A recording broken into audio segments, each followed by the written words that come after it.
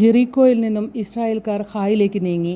വിജയത്തെപ്പറ്റി നല്ല ആത്മവിശ്വാസമുണ്ടായിരുന്നതുകൊണ്ട് ആ പട്ടണം കയറി ആക്രമിക്കാൻ ജോഷുവ കൽപ്പന കൊടുത്തു. പട്ടാളക്കാർക്ക് വല്ലാത്തൊരു പതർച്ച പോലെ തോന്നി. അടിച്ചിട്ടവർ പിന്മാറുകയാണുണ്ടായത്. അപ്പോൾ ജോഷുവയ്ക്കും പകപ്പായി. ഉടനെ അവൻ ദൈവത്തിങ്കിലേക്ക് തിരിഞ്ഞു. പാപമായിരുന്നു അവരുടെ പരാജയത്തിന് കാരണം. ജെറീക്കോ ആക്രമിച്ചപ്പോൾ സ്വർണവും വെള്ളിയും ചിലർ കൈക്കലാക്കിയിരുന്നു. ആച്ചാൻ എന്നയാളാണ് കൽപ്പന ലംഘിച്ചത് എന്ന് അന്വേഷണത്തിൽ തെളിഞ്ഞു. ഉടനെ അയാളെയും കുടുംബത്തെയും കല്ലെറിഞ്ഞു കൊന്നുകളഞ്ഞു. രണ്ടാമത്തെ ആക്രമണത്തിൽ കുറെ കൂടി സമർത്ഥമായ തന്ത്രം പ്രയോഗിച്ചതുകൊണ്ട് ഇസ്രായേൽക്കാർക്ക് ഹായ് പിടിച്ചെടുക്കാൻ കഴിഞ്ഞു. ഗബോൺ സ്ഥിതി ചെയ്തിരുന്നത് ഹായ്ക്കടുത്തായിരുന്നു. ഇസ്രായേൽക്കാർ പിന്നെ തങ്ങളോടായിരിക്കും ആക്രമണത്തിന് വരികയെന്ന് അവിടുത്തെ ജനങ്ങൾ കരുതി. അവർക്ക് വല്ലാത്ത ഭയമായി.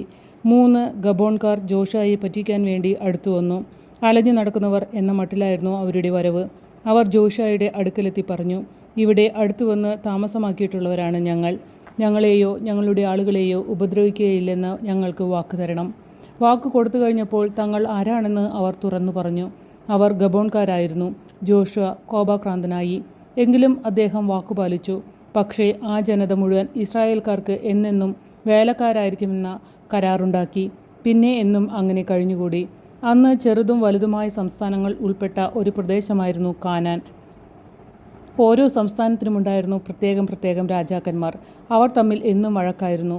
ഓരോരുത്തരുടെയും നിലനിൽപ്പിന് വേണ്ടിയുള്ള വക്കാണവും വഴിതലും എപ്പോഴും ഉണ്ടായിക്കൊണ്ടിരുന്നു.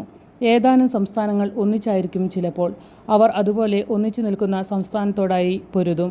അതുപോലെ വിവിധ ദേശശക്തിക്കെതിരായി അണിനിരക്കേണ്ടി വന്നാൽ എല്ലാ കക്ഷികളും ഒരുമിച്ച് കൂടി നിന്ന് എതിർക്കും. ഇതാണ് അവരുടെ പ്രകൃതി. ജോഷുവയുടെ വിജയവും ഗബോൺകാരുടെ വഞ്ചന പ്രവൃത്തിയും അടിമപ്പെടലും ഒക്കെ കൂടി കേട്ടപ്പോൾ ജെറുസലേമിലെ രാജാവിന് വലിയ ഭയമായി. അയാൾ എന്തു ചെയ്തെന്നോ മറ്റു 4 രാജാക്കന്മാരെ കൂട്ടിപ്പിടിച്ചു. എന്നിട്ട് ഗബോൺകാരുടെ നേരെ തിരിഞ്ഞ വിവരം ജോഷുവ അറിഞ്ഞു. അദ്ദേഹം ശത്രുക്കളുടെ മേൽ പെട്ടെന്ന് ചാടി വീണ് ഘോരമായ യുദ്ധമുണ്ടായി. ശത്രുക്കൾ തോറ്റമ്പി പലായനം ചെയ്തു. ഇസ്രായേൽക്കാർ വിട്ടില്ല. അവരെ പിന്തുടർന്നു. മാർഗമധ്യേ വലിയൊരു കൊടുങ്കാറ്റു തീ ഭയങ്കരമായി കൽമഴ പെയ്തു. അതുകൊണ്ട് അനവധി പേർ മരിച്ചു വീണു. സൂര്യൻ അസ്തമിക്കാറായി. പിന്നെങ്ങനെ യുദ്ധം തുടരും? ജോഷുവ പ്രാർത്ഥിച്ചു. സൂര്യചന്ദ്രാദികൾ നിശ്ചലമായി. അങ്ങനെ ദിവസം വീണ്ടു കിട്ടിയതുകൊണ്ട് ഇസ്രായേൽക്കാർക്ക് ശത്രുക്കളെ അടിച്ചു തോൽപ്പിക്കാനൊത്തു.